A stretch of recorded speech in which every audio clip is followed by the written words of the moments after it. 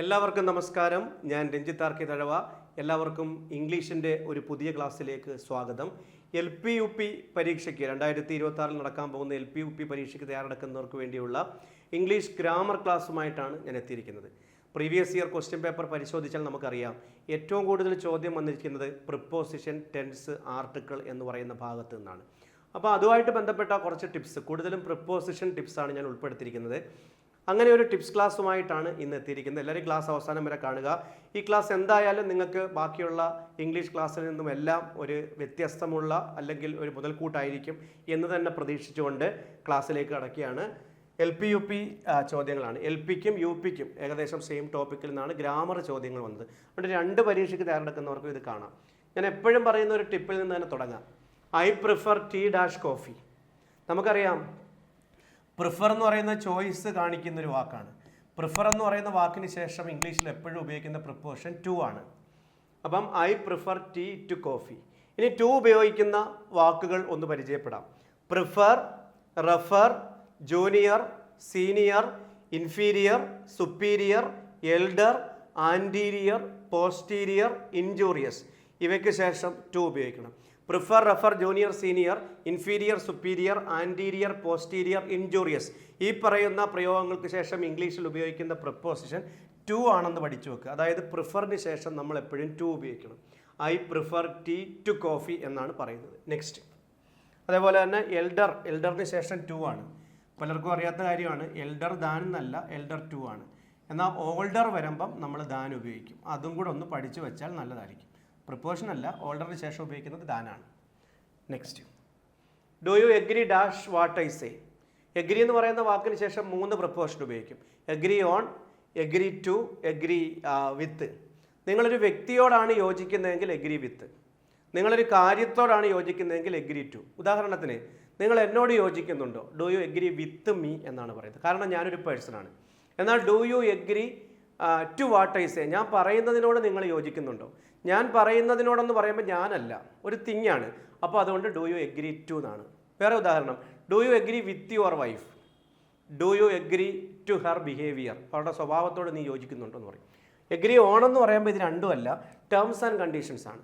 ഇപ്പോൾ India and Pakistan agree on സീസ് fire എന്ന് പറയുമ്പോൾ ഒരു ഉടമ്പടിയാണ്, ഒരു എഗ്രിമെൻറ്റ്. രണ്ട് രാജ്യങ്ങളോ ഒരു കമ്പനിയോ ഒക്കെ വെക്കുന്ന ഒരു ഉടമ്പടിയുടെ കാര്യമായിട്ട് പറയുമ്പം ഓൺ ഉപയോഗിക്കണം. ഇത്രയും കാര്യങ്ങൾ പഠിക്കുക. Agree with a person, agree to something, agree on terms and condition. മൂന്നാമത്തെ ടിപ്പിലേക്ക് കടക്കാം. Agree angry dash me.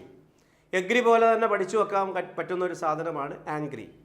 ഒരു വ്യക്തിയോടാണ് നിങ്ങൾ യോജിക്കുന്നതെങ്കിൽ ആംഗ്രി വിത്തും, ഒരു കാര്യത്തോടാണ് നിങ്ങൾ യോജിക്കുന്നതെങ്കിൽ ആംഗ്രി അറ്റുക. അവിടെ എഗ്രി ടു ആയിരുന്നെങ്കിൽ ഇവിടെ അറ്റ്, ആ ഒരു വ്യത്യാസമേ ഉള്ളൂ. ഉദാഹരണം, ഹീസ് ആംഗ്രി വിത്ത് മീ, എന്നോട്. He's angry at his behaviour, സ്വഭാവത്തോട്, അവൻ്റെ സ്വഭാവത്തോട്. അപ്പം ടു അല്ല, ഇവിടെ ടു എന്ന് എഴുതിക്കൊണ്ട് തെറ്റാണ്. ടു അല്ല, അറ്റാണ് കറക്റ്റ്. ആംഗ്രി വിത്ത് എ പേഴ്സണും angry at something. Do you angry with me, നിങ്ങൾ എന്നോട് ദേഷ്യമുണ്ടോ? നിങ്ങൾക്ക് എന്നോട് ദേഷ്യമുണ്ടോ? Do you angry with at my behaviour, എൻ്റെ സ്വഭാവത്തോട് നിങ്ങൾക്ക് ദേഷ്യമുണ്ടോ? ഇങ്ങനെയൊക്കെയാണ് നമ്മൾ ചോദിക്കുന്നത്. അപ്പം എഗ്രിയുടെ കാര്യമാകുമ്പോൾ agree with, agree to, agree on. ആംഗ്രിയുടെ കാര്യമാകുമ്പോൾ ആംഗ്രി വിത്ത്, ആംഗ്രി അറ്റ്. ഇത് രണ്ടും പഠിക്കുക. ഇതെല്ലാം പ്രിപ്പോസിഷൻ. ഇപ്പം നമ്മൾ പഠിച്ച മൂന്ന് ടിപ്സും പ്രിപ്പോസിഷനാണ്. ബേസ് അറിയാത്തവർക്ക് പോലും പഠിച്ചെടുക്കുക. അതുകൊണ്ടാണ് നമ്മൾ ഒരു പ്രീ കോഴ്സ് ആക്ടിവിറ്റി എന്നുള്ള ഭാഗമായിട്ടാണ് ഈ ഒരു ക്ലാസ്സുമായിട്ട് വന്നത്. കാരണം ഇതിനകത്ത് ഇംഗ്ലീഷ് ഗ്രാമർ ഒന്നും അറിയണ്ട. ഞാൻ പറയുന്നത് ഇതൊന്നും കാണാൻ പഠിച്ചു വെച്ചാൽ മതി. ചോദ്യം കാണുമ്പോൾ ഉത്തരം എഴുതാം. ഇനിയുള്ള ടിപ്സുകൾ ഞാൻ ഒരുമിച്ച് അങ്ങ് എഴുതിയേക്കോ. ഏറ്റവും കൂടുതൽ ഒരുമിച്ച് തരാൻ വേണ്ടിയാണ് ഇങ്ങനെ എഴുതി വെച്ചേക്കുന്നത്. Familiar, pleased, displeased, teemed, interested, popular. ഈ വാക്കുകൾ 5 എണ്ണം പഠിച്ചണം, 6 എണ്ണം പഠിച്ചണം. ഈ വാക്കുകൾക്ക് ശേഷം വിത്ത് ഉപയോഗിക്കുക. ഏതൊക്കെയാ? Familiar, pleased, displeased, teemed, interested, popular. എന്നൂടെ പറഞ്ഞേ. Familiar, pleased, displeased, teemed, interested, popular. ഈ വാക്കുകൾക്ക് ശേഷം നമ്മൾ ഇംഗ്ലീഷിൽ ഉപയോഗിക്കുന്ന വിത്താണ്. He is familiar with you, അല്ലെങ്കിൽ വിത്ത് യുവർ ബിഹേവിയർ എന്ന് പറയുന്നത്. Familiar with. ദ ചേർക്കുന്ന സ്ഥലപ്പേരുകൾ ഇംഗ്ലീഷിൽ ഒരിക്കലും ഒരു സ്ഥലപ്പേരിന് മുമ്പിൽ ദ ചേർക്കില്ല, ആർട്ടിക്കിൾ. ഉദാഹരണം, ഇപ്പോൾ ഒരു വില്ലേജ് ആയിക്കോട്ടെ, താലൂക്ക് ആയിക്കോട്ടെ, ഒരു ജില്ല ആയിക്കോട്ടെ, സംസ്ഥാനം ആയിക്കോട്ടെ, രാജ്യം ആയിക്കോട്ടെ, കോണ്ടിനെൻ്റ് ആയിക്കോട്ടെ, സ്ഥലപ്പേരുകൾക്ക് മുമ്പിൽ ഒരിക്കലും ദ ചേർക്കത്തില്ല. എക്സെപ്ഷൻ ഉണ്ട്. ഇപ്പോൾ കേരള, ദ കേരള എന്ന് പറയത്തില്ല. എന്നാൽ ഇന്ത്യയിലെ ഒരു സംസ്ഥാനത്തിന് മുമ്പിൽ ദ ഉപയോഗിക്കുക എപ്പോഴും. ദ പഞ്ചാബ്. എന്താ കാര്യം? വേറെ ഒരു സംസ്ഥാനം ഒരു സ്ഥലപ്പേരിന് മുമ്പിൽ ദാ ഉപയോഗിക്കത്തില്ല. കാരണം 5 നദികളുടെ നാട് എന്ന അർത്ഥത്തിൽ ദാ ഉപയോഗിക്കും. നദിയുടെ പേരിന് മുമ്പിൽ ദാ ഉപയോഗിക്കും എന്ന് പറയുന്ന പോലെ. അതേപോലെയുള്ള സ്ഥലങ്ങൾ കേട്ടോ, the Netherlands, the Sudan, the Punjab. ഇത് എപ്പോഴും പരീക്ഷയ്ക്ക് ചോദിക്കുന്നതാണ്. ഈ രാജ്യങ്ങൾ വന്നാൽ ദാ ഉപയോഗിച്ചിരിക്കണം. ഓക്കെ, അടുത്ത എർത്തിന് മുമ്പിൽ ആർട്ടിക്കിൾ ഉപയോഗിക്കണമെന്നാണ് പറയുന്നത്. ഉദാഹരണം, dash earth revolves around the sun. Dash earth revolves around the sun. ഭൂമി സൂര്യന് ചുറ്റും കറങ്ങുന്നു. യുണീക്ക് നൗണായ എർത്തിന് മുമ്പിൽ എപ്പോഴും ദാ ഉപയോഗിക്കണം. എന്നാൽ down to earth, come down to earth, അതുപോലെ on earth, we leave on earth എന്നാണ് പറയുന്നത്. On earth, come down to earth, ഇത് രണ്ടും രണ്ട് വ്യത്യസ്തമായ പ്രയോഗങ്ങളാണ്. ഇവിടെ എർത്തിന് മുമ്പിൽ ആർട്ടിക്കിൾ ആവശ്യമില്ല, ദാ വേണ്ട. എല്ലായിടത്തും ദാ ഉപയോഗിക്കണം. എർത്ത് എവിടെ കണ്ടാലും ദാ ഉപയോഗിക്കണം. പക്ഷേ എർത്തിന് ഇങ്ങനെ വന്നാൽ on earth, come down to earth എന്നീ പ്രയോഗങ്ങൾ വന്നിട്ട് ഇവിടെ ഡാഷ് ഇടും. നമ്മളെ പരീക്ഷിക്കാൻ വേണ്ടി ഇവിടെ ഡാഷ് ഇടും. ഡാഷ് ഇടുമ്പോൾ നമ്മൾ സ്വാഭാവികമായിട്ടും ദാ എഴുതി വെക്കും. To the earth, on the earth എന്ന് എഴുതി വെക്കരുത്. On earth, come down to earth, down to earth, ഇതൊരു പ്രയോഗമാണ്. അവിടെ ദാ ഉപയോഗിക്കേണ്ട കാര്യമില്ല. നെക്സ്റ്റ്, വുഡ് യു മൈൻഡിന് ശേഷം ഇപ്പം നമുക്ക് റൂൾ അറിയാമല്ലോ. വുഡ് യു മൈൻഡ്, ചോദ്യം ഇതാണ്. വുഡ് യു മൈൻഡ്, ഞാൻ പറയുന്നത് ശ്രദ്ധിക്കുക, എഴുതിയേക്കുന്നത് നോക്കരുത്. Would you mind dash this letter, dash this letter. Would you mind dash this letter. Post, posting. Answer എന്താണ്?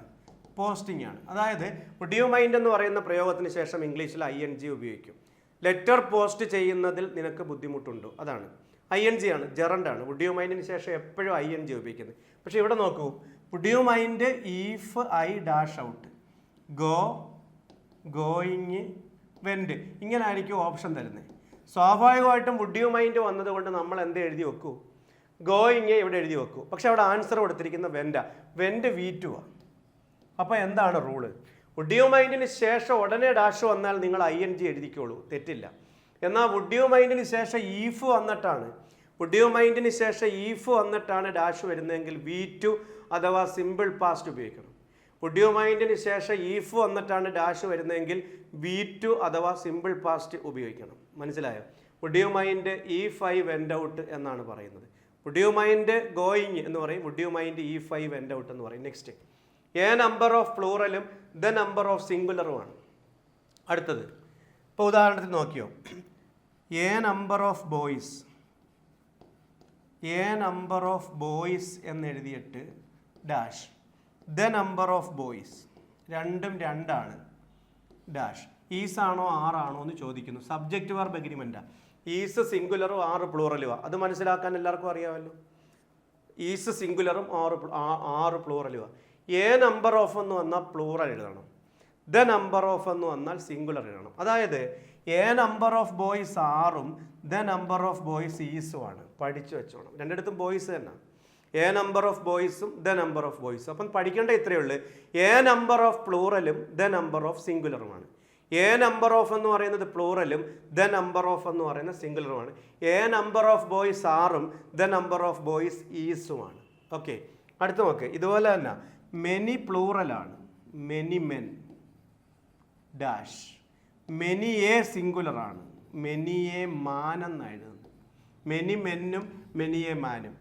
ഈസാണോ ആറാണോ എന്നൊരു ചോദ്യം ചോദിക്കും. മെനി മെൻ 6ഉം മെനി എ മാൻ ഈസുമാണ്. പഠിച്ചിട്ടുണ്ട്. മെനി മെൻ 6ഉം മെനി എ മാൻ ഈസും. പറ. എ നമ്പർ ഓഫ് പ്ലൂറലും ദ നമ്പർ ഓഫ് സിംഗുലറുമാണ്. മെനി പ്ലൂറലും മെനി എ സിംഗുലറുമാണ്. പഠിക്കുക. മെനി മെൻ 6ഉം മെനി എ മാൻ ഈസുമാണ് ഉപയോഗിക്കുന്നത്. പഠിക്കുക. ഓക്കെ ആണോ? വുഡ് യു മൈൻഡിന് ശേഷം ING ഉപയോഗിക്കണം. വുഡ് യു മൈൻഡിന് ശേഷം ഈഫ് വന്നാൽ V2 ഉപയോഗിക്കണം. ഇതെല്ലാം പഠിച്ചോണം, മാർക്കാണ്. എൻ്റെ വായിൽ നിന്ന് വീഴുന്ന എല്ലാം മാർക്കാണ്. ഈ LP UPയുടെ ഇംഗ്ലീഷ് നിങ്ങൾ വേറെ ഒന്നും കാണണ്ട, എൻ്റെ ക്ലാസ് മാത്രം കണ്ടാൽ മതി കൃത്യമായിട്ട്. LP UPക്കും കൂടെ വേണ്ടിയാണ് നമ്മൾ ഇംഗ്ലീഷ് സ്പെഷ്യൽ ബാച്ച് ആരംഭിച്ചത്. ഇംഗ്ലീഷിന് മാത്രമായിട്ടൊരു കോഴ്സുണ്ട് എൻട്രിയിൽ, എല്ലാം ഉണ്ട്. Kerala PSC, LP UP, KTET, അതുപോലെ കോപ്പറേറ്റീവ് ബാങ്ക്, SSC, ഇവർക്കെല്ലാം പ്രയോജനപ്പെടുന്ന ക്ലാസ്. അതിൻ്റെ ഫസ്റ്റ് ബാച്ച് തുടങ്ങിക്കഴിഞ്ഞു. സെക്കൻഡ് ബാച്ച് ഈ മാസം അവസാനം ആരംഭിക്കുന്നു. ജോയിൻ ചെയ്യാൻ താല്പര്യമുള്ളവരുണ്ടെങ്കിൽ ഉറപ്പായിട്ടും ജോയിൻ ചെയ്യണം. എ നമ്പർ ഓഫ് പ്ലൂറലും ദ നമ്പർ ഓഫ് സിംഗുലറുമാണ്. എ നമ്പർ ഓഫ് ബോയ്സ് 6ഉം ദ നമ്പർ ഓഫ് ബോയ്സ് ഈസുമാണ്. പഠിച്ചു വെക്കുക. നെക്സ്റ്റ്, മെനി പ്ലൂറലാണ്, മെനി മെൻ 6. മെനി എ സിംഗുലറാണ്, മെനി എ മാൻ ഈസ് എന്ന് പറയും. എല്ലാ എക്സാമ്പിൾ സഹിതം എഴുതി വെച്ചോണം. ഓക്കെ, നെക്സ്റ്റ്, മോർ ദാൻ 1 സിംഗുലറും മോർ ദാൻ 2 പ്ലൂറലുമാണ്. ഇതുപോലെ തന്നെ 1 സിംഗുലർ ആണെങ്കിൽ 2 പ്ലൂറലാണ്. 1 ഒന്നേ ഉള്ളൂ, 2 രണ്ടെണ്ണം ഉണ്ട്. അങ്ങനെ ഓർത്താൽ മതി. ഉദാഹരണം എഴുതി കാണിക്കാം. More than 1 boy dash is ആണോ ആറാണോ? മോർ ദാൻ 2 ബോയ്സ് ഈസ് ആണോ ആറാണോ? ആൻസർ ഈസ് ആണോ ആറാണോ നോക്ക്. മോർ ദാൻ 1 ബോയ് ഈസും മോർ ദാൻ 2 ബോയ്സ് ആറുമാണ്. ഒരിക്കലും തിരിഞ്ഞു പോകരുത്. മോർ ദാൻ 1 ബോയ് ഈസും മോർ ദാൻ 2 ബോയ്സ് ആറുമാണ്. അടുത്ത of the 2 brothers Raju is the elder. ഇത് മനസ്സിലായോ? മോർ ദാൻ 1 സിംഗുലറും മോർ ദാൻ 2 പ്ലൂറലാണ്. 1 boy 2 boys. 1 boy is 2 boys ആറ് പഠിക്കുക. Of the 2 brothers Raju is the dash. Super ചോദ്യമാണ്. അപ്പം നമുക്ക് എൽഡസ്റ്റ് എന്നൊരു ഓപ്ഷൻ കാണും. എൽഡസ്റ്റും കാണും, എൽഡറും കാണും. അപ്പം നമ്മൾ സ്വാഭാവികമായിട്ടും നമ്മൾ പഠിച്ച റൂൾ അനുസരിച്ച് of the 2 brothers Raju is the വന്നു. ദ വന്നാൽ നമ്മൾ സ്വാഭാവികമായിട്ട് എൽഡസ്റ്റ് എഴുതുന്നത്. എന്താ കാര്യം? സൂപ്പർലേറ്റീവ് ഡിഗ്രി ആയിട്ടുള്ള എൽഡസ്റ്റ്, സ്ട്രോങ്ങസ്റ്റ്, വീക്കസ്റ്റ്, ഗ്രേറ്റസ്റ്റ് അറിയാമല്ലോ. ഈ വാക്കുകൾക്ക് മുമ്പിൽ എപ്പോഴും ദ ഉപയോഗിക്കണമെന്നാണ് റൂള്. എന്നാൽ എൽഡർ, ഓൾഡർ അതിൻ്റെ മുമ്പിലൊന്നും ദ ഉപയോഗിക്കത്തില്ല. അപ്പോൾ ഇവിടെ ദ ഉണ്ടിട്ട് ഡാഷ് വരുന്നത്. ദായ്ക്ക് ഡാഷ് കാണത്തില്ല. ദ കഴിഞ്ഞ് ഡാഷ് ഇടും. ഡാഷ് ഇടുമ്പോൾ എന്തായാലും എൽഡറോ ഗ്രേറ്ററോ ഓൾഡറോ ഒന്നും വരത്തില്ലെന്ന് നമുക്കറിയാം. പക്ഷെ അവിടെ എക്സെപ്ഷനാണ്. ദ എൽഡർ എന്നാണ് ഉപയോഗിക്കുന്നത്. കാരണം ഓഫ് ദ ടു എന്ന് തുടങ്ങിയാൽ കമ്പാരറ്റീവ് ഡിഗ്രി ആയ എൽഡറിന് മുമ്പിൽ ദാൻ ഉപയോഗിക്കാം. ദാനല്ല ദാ ഉപയോഗിക്കാം. ദാനല്ല ദാ ഉപയോഗിക്കാം. അതായത് ഇങ്ങനെ പഠിച്ചാൽ മതി.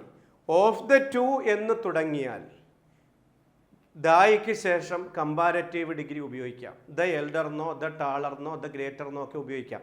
ദായ്ക്ക് ശേഷം കമ്പാരറ്റീവ് ഡിഗ്രി ഉപയോഗിക്കുന്ന ഒരു കേസാണത്. അല്ലാത്ത കേസിൽ ഒന്നും കമ്പാരറ്റീവ് ഡിഗ്രിക്ക് മുമ്പ് ദാ ഉപയോഗിക്കത്തില്ല. സൂപ്പർലേറ്റീവ് ഡിഗ്രിയാണ്. എന്നാൽ ഇവിടെ ഓഫ് ദ 3 എന്ന് വന്നാൽ, ഈ ചോദ്യം ഓഫ് ദ 3 എന്നായിരുന്നെങ്കിൽ അവിടെ എൽഡസ്റ്റ് എന്ന് വന്നേനെ. രണ്ടുപേരെ കമ്പയർ ചെയ്യുമ്പോൾ കമ്പാരിസൺ ആണ് ഉപയോഗിക്കുന്നത്. കമ്പാരറ്റീവ് ഡിഗ്രി 3 പേരുടെ കാര്യമാകുമ്പോൾ ഏറ്റവും മൂത്തവൻ എന്നുള്ള അർത്ഥത്തിൽ ദ എൽഡസ്റ്റ് എന്ന് ഉപയോഗിക്കും. 2 പേരായതുകൊണ്ടാണ് ദ എൽഡർ. ഒന്നുകൂടെ പറയാം. Of the 2 sisters Sita is the taller. ഒരിക്കലും സീത ഈസ് ദ ടാളസ്റ്റ് എന്ന് പറയത്തില്ല. എന്നാൽ ഓഫ് ദ 4 സിസ്റ്റേഴ്സ് അല്ലെങ്കിൽ 3 sisters Sita is the tallest എന്ന് തന്നെയാണ് പറയുന്നത്. മനസ്സിലായോ? ഇത് പലപ്പോഴും തിരിഞ്ഞു. ദായ്ക്ക് ശേഷം 99% എടുത്തും ടാളസ്റ്റ്, ഗ്രേറ്റസ്റ്റ്, സ്ട്രോങ്ങസ്റ്റ് ഒക്കെയാണ്. എന്നാൽ 1% എടുത്ത് എൽഡർ, സ്ട്രോങ്ങർ, വീക്കർ എന്നൊക്കെ ഉപയോഗിക്കുക. അത് ഇതാ ഓഫ് ദ 2 എന്ന് വരുമ്പോൾ മാത്രം. കിട്ടിയേ? Next, at the railway station എന്നൊരു പ്രയോഗമുണ്ട്.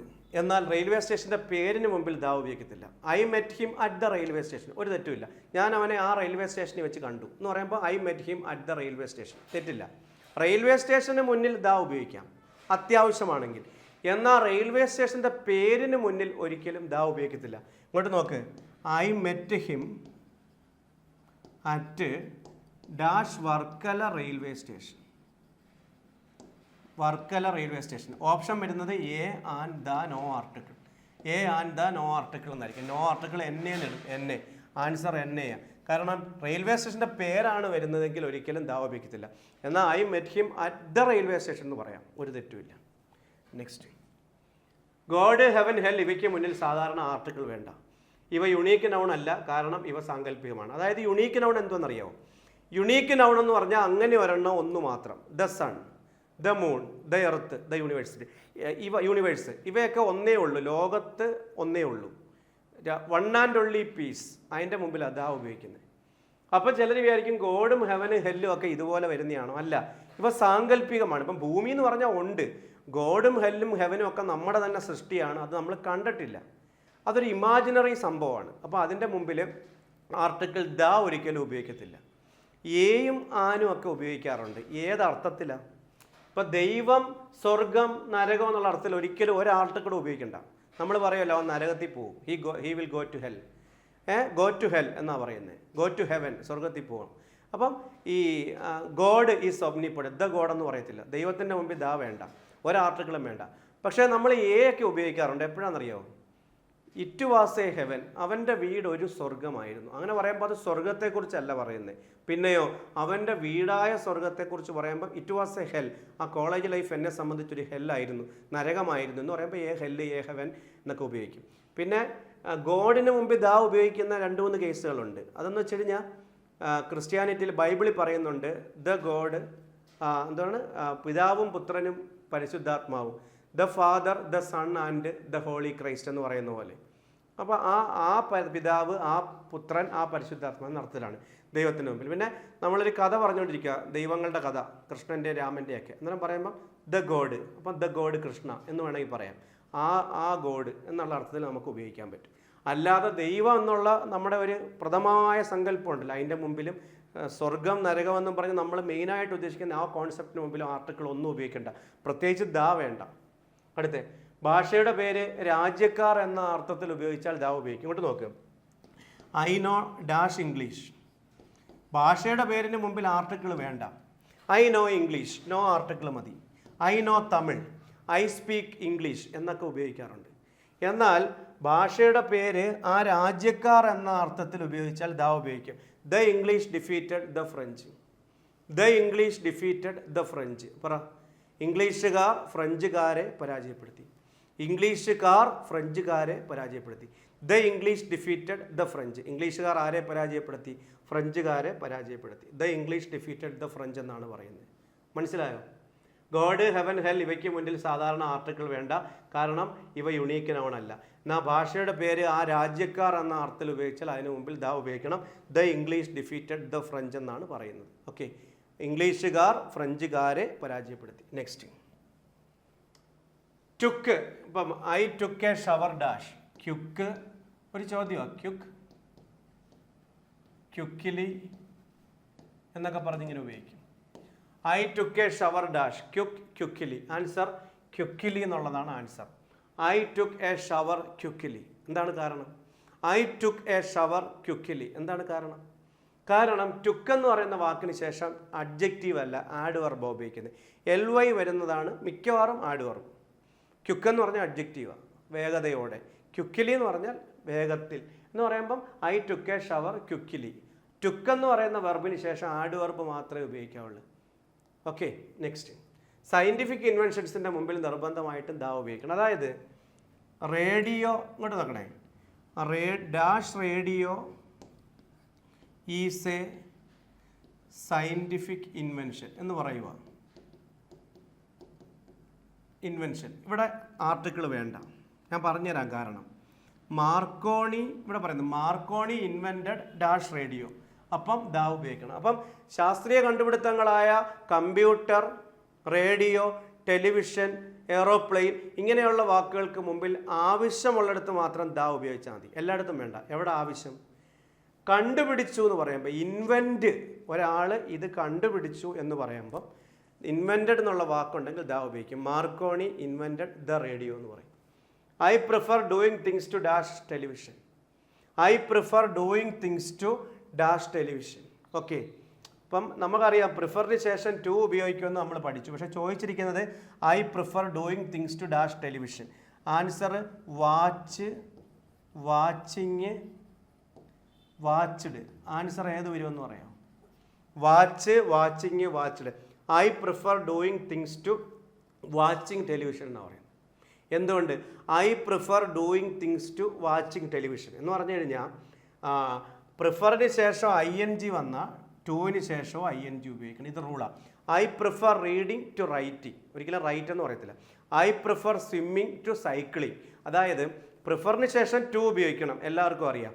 എന്നാൽ പ്രിഫറിന് ശേഷം ING വന്നാൽ ടുവിന് ശേഷവും ING തന്നെ ഉപയോഗിക്കണം. അത് ജെറണ്ടാണ്, ജെറണ്ട് പഠിച്ചോണം. ജെറണ്ട് എന്താണെന്ന് മറ്റൊരു ക്ലാസ്സിൽ പറഞ്ഞുതരാം. ING ഫോം നൗണായിട്ട് ഉപയോഗിക്കുന്നതാണ് കേട്ടോ, പറയാം. ഇത് സൂപ്പർ ടിപ്സാണ്. ഇങ്ങനൊരു ചോദ്യം, dash fool he's. Dash fool, sorry, ഈ ചോദ്യം വേണ്ട, മറ്റൊരു ചോദ്യം കാണിച്ചുതരാം. Dash nice cities. ഒരു എക്സ്ക്ലമേറ്ററി സെൻറ്റൻസ് തന്നിട്ട് അവർ ചോദിക്കുക വാട്ടാണോ ഹൗ ആണോ. ഇതുവരെ ചോദിച്ചിട്ടുണ്ട് പരീക്ഷയ്ക്ക്. സെൻറ്റൻസിനകത്ത് വരുന്ന വാട്ടാണോ ഹൗ ആണോ എന്ന്. വാട്ട് നൈസ് സിറ്റീസ് എന്നാണോ ഹൗ നൈസ് സിറ്റീസ് എന്നാണോ? അപ്പം നമ്മൾ പഠിക്കേണ്ട കാര്യം രണ്ടും ഉപയോഗിക്കുന്നുണ്ട് എക്സ്ക്ലമേറ്ററി സെൻറ്റൻസിൽ. എക്സ്ക്ലമേഷൻ മാർക്ക് വരുന്നത് what a beautiful flower, how nice cities. Answer how ആ. ഇത് കണ്ടുപിടിക്കാൻ ഒരു മാർഗമുണ്ട്. എ ഉണ്ടെങ്കിൽ എയും ആനും വരുന്നത് വാട്ടിൻ്റെ കൂടെ. What a, what an. What an number അല്ല. What a beautiful flower. A ഇല്ലെങ്കിൽ ഹൗ ആയി. ഹൗവിൻ്റെ കൂടെ എ ചേർക്കത്തില്ല. ഇവിടെ എ ഇല്ല, നൈസിന് മുമ്പിൽ ഹൗ എ എന്ന് വരത്തില്ല, എന്നാൽ വാട്ട് എ എന്ന് വരും. വാട്ടാനെന്നും വരും. എയും ആനും ആർട്ടിക്കിളാണ് അവർ. വാട്ടേയും വാട്ടാനും ഉപയോഗിക്കുന്നത് വാട്ടിൻ്റെ കൂടെ, ഹൗവിൻ്റെ കൂടെ എയും ആനും ഉപയോഗിക്കത്തില്ല. അത് അടുത്ത ടിപ്പ്. ഒള്ളി ഇപ്പം Nehru was dash only son of Motilal Nehru എന്ന് പറയുമ്പം എ ആൻ ദ ഏതാ? ഒള്ളി എന്ന് പറയുന്ന വാക്കിൻ്റെ മുമ്പിൽ ദായ ഉപയോഗിക്കുന്നത്. The only son, an only അല്ല, the only son of Motilal, ഒരേ ഒരു മകൻ എന്ന അർത്ഥത്തിൽ. ഒള്ളിക്ക് മുമ്പിൽ ആർട്ടിക്കിൾ ദ ഉപയോഗിക്കാം. ലുക്ക് എന്നർത്ഥം വരുന്ന പല വാക്കുകൾ. ലുക്ക് എന്ന് പറഞ്ഞാൽ നോക്കുക, ഗ്ലാൻസ് ഒറ്റ നോട്ടം, സ്റ്റെയർ ദേഷ്യത്തോടെ നോക്കുക, പീപ്പ് ഒളിഞ്ഞു നോക്കുക, ഗെയ്സ് നോക്കുക. ഇതെല്ലാം പിയറും ഉണ്ട്. പിയർ തുറിച്ച് നോക്കുക. പിയർ എന്ന് പറഞ്ഞാൽ തുറിച്ച് നോക്കുക. ഈ വാക്കുകൾക്കെല്ലാം ശേഷം അറ്റാണ് ഉപയോഗിക്കുന്നത്. Look at me, glance at, stare at, peep at, gaze at, peer at, glare at, ദേഷ്യത്തോടെ നോക്കുന്നതിനെ ഗ്ലെയർ എന്നും പറയും. ഇതെല്ലാം പഠിച്ചോണം. പിയർ അല്ല, പീപ്പാട്ടോ. പീപ്പ് ഞാൻ പിയർ എന്ന് എഴുതിയ തെറ്റ് എന്നൂടെ പറയാം.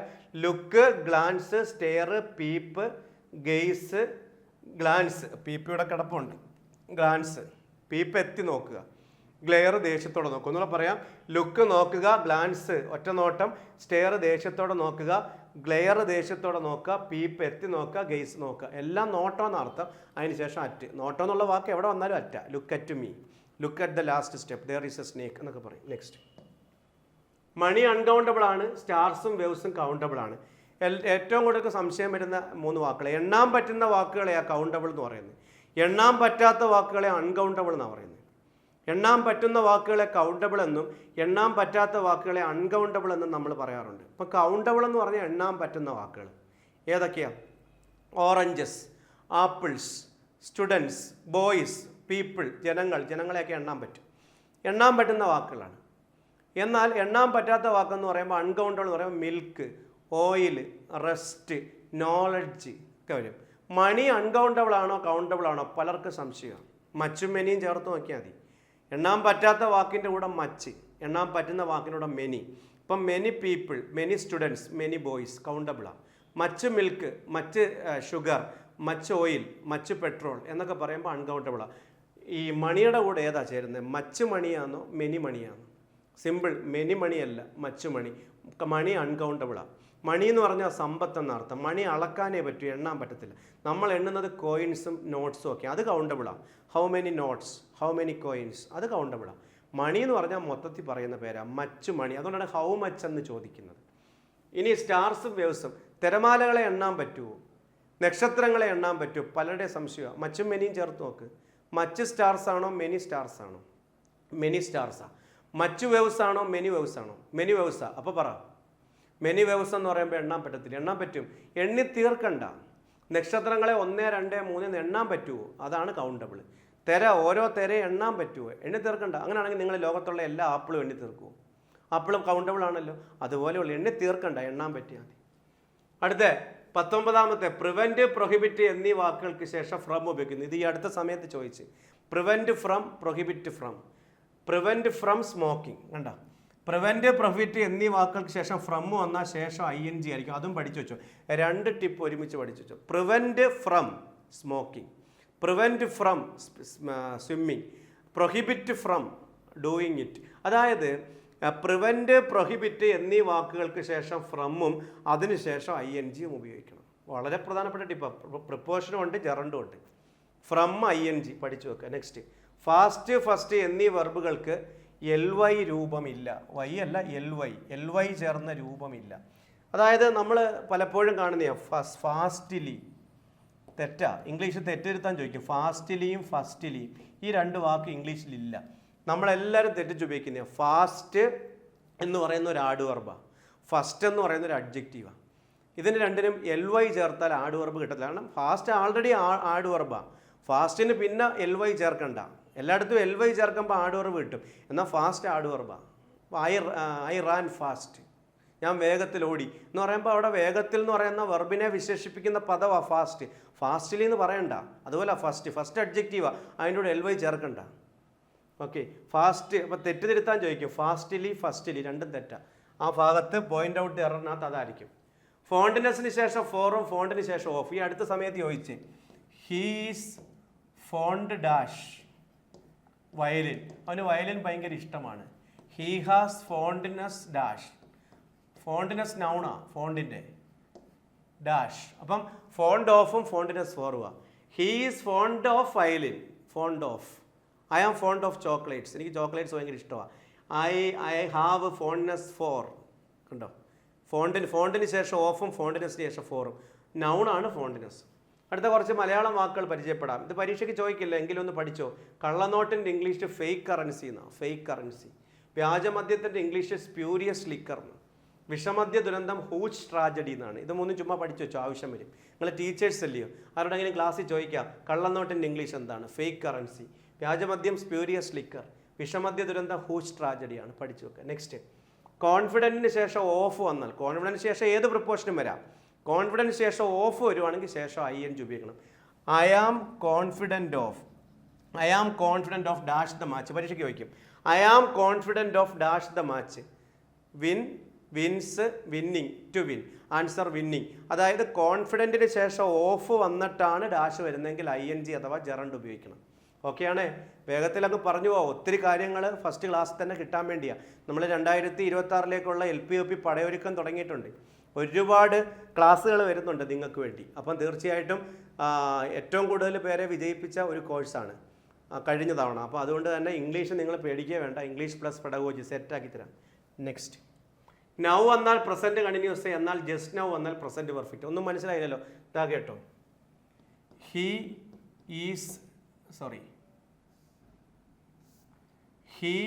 Dash a car now. അടുത്ത, he dash the work just now. ഇവിടെ സൂക്ഷിക്കണം, രണ്ടും ടൈം വേർഡ്സാണ്. ഒന്ന് നൗവും ഒന്ന് ജസ്റ്റ് നൗവും. ഇവിടെ നമ്മൾ ശ്രദ്ധിക്കേണ്ട കാര്യം, ആദ്യത്തെ ഓപ്ഷനായിട്ട് ഈസ് ഡ്രൈവിങ്ങും കാണും, പിന്നെ ഹാസ് ഡ്രിവണും കാണും. അറിയാമോ? പ്രസൻറ്റ് ഈസാമാർ ING വരുമ്പോൾ പ്രസൻറ്റ് കണ്ടിന്യൂസും, has or have plus V3 വരുമ്പോൾ പ്രസൻറ്റ് പെർഫെക്റ്റ്. ടെൻസ് അറിയത്തില്ലെങ്കിൽ ചുമ്മാ ഒന്ന് കേട്ടിരുന്നാൽ മതി. നിങ്ങൾക്കിത് ക്വസ്റ്റ്യൻ കാണാൻ മനസ്സിലാവും. നിങ്ങൾ പഠിക്കേണ്ട കാര്യം, നൗ മാത്രമേ ഉള്ളെങ്കിൽ ഈസാമാർ ING എഴുതണം. ഇപ്പം നടക്കുന്ന കാര്യം ഈസാമാർ ING. ആദ്യത്തെ ആൻസർ ഈസ് ഡ്രൈവിങ്. രണ്ടാമത്തത് ഈസ് കംപ്ലീറ്റിങ്ങും തരും, ഹാസ് കംപ്ലീറ്റഡും തരും. കംപ്ലീറ്റഡും തരും. ഈസ് കംപ്ലീറ്റിങ്ങും ഹാസ് കംപ്ലീറ്റഡും. Answer has completed. He has completed the work just now. അതാ ഞാൻ പറഞ്ഞത്. നൗ എന്നാൽ ഈസാമാർ ING എഴുതണം. ജസ്റ്റ് നൗ എന്നാൽ ഹാസ് ഓർ ഹാവ് V3 എഴുതണം.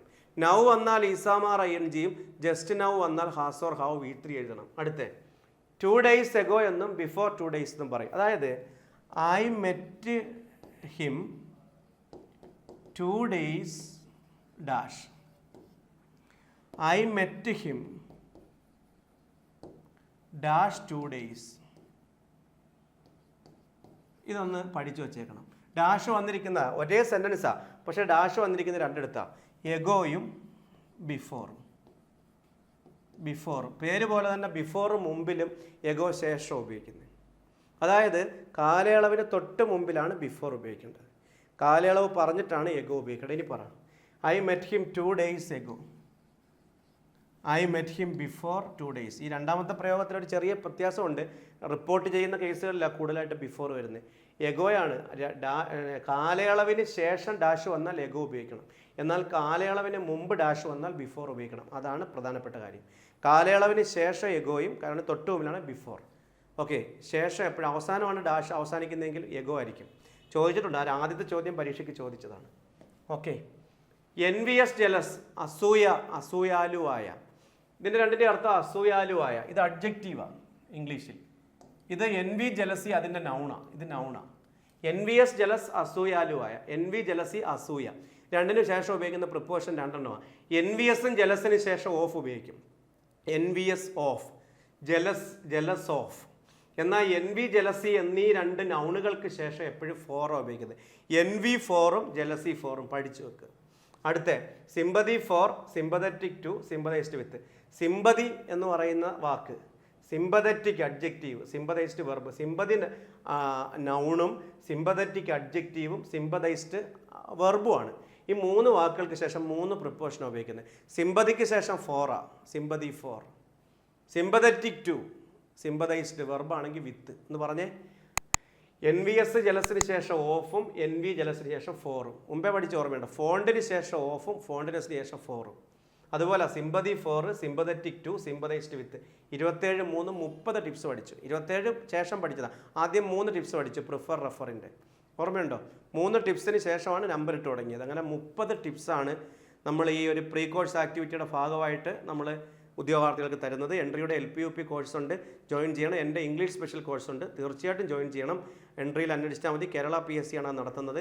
ആ കോഴ്സിൽ നിങ്ങൾ ജോയിൻ ചെയ്താൽ നിങ്ങൾ ഏത് പരീക്ഷയ്ക്ക് തയ്യാറെടുക്കുന്നവരായിക്കോട്ടെ നിങ്ങൾക്ക് ഫുൾ മാർക്ക് ഞാൻ ഉറപ്പുവരും. എൻ്റെ ആദ്യത്തെ ബാച്ച് നടക്കുന്നുണ്ട്. ആ ഉദ്യോഗാർത്ഥികളോട് നിങ്ങളൊന്ന് ചോദിക്കുക.